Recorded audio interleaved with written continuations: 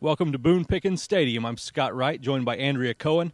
Just saw another Oklahoma State victory here, 56-28 over Texas A&M tonight. The number 21 Cowboys moved to 5-0 on the season, the 8th time in their history that they've improved to 5-0.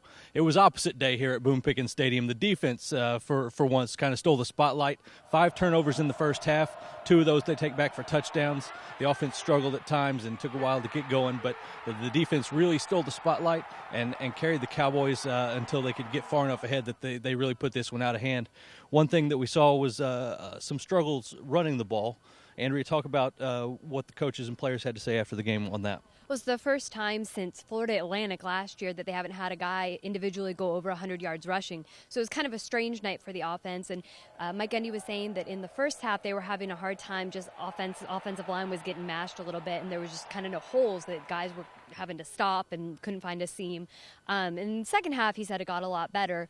Kendall Hunter almost got it at the end. He got up to 90, but that he was pleased with the way that they handled things in the second half. And one thing we saw was Zach Robinson finally starting to run the ball a little bit more, which Mike Gundy made an interesting comment that he ran like he ran when he was trying to win the job.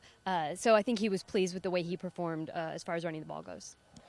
Gundy said that he had tried to get Robinson to run the ball more in the first half, and things didn't work out. He said that was a pregame message that he tried to deliver. Yeah, I guess it was on delay or something, yeah. Yeah, it really finally took over there in the second half. And another thing we saw, Des Bryant is really becoming a star, isn't he?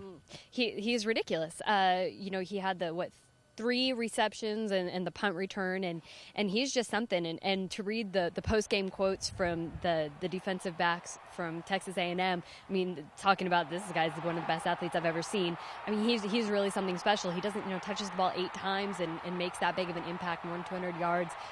He's just a star. But he'll be here at Boone Pickens Stadium tomorrow morning running stairs for missing class, as Mike Gundy told us after the game. So I don't think he's worried about him getting too mature too quickly. So.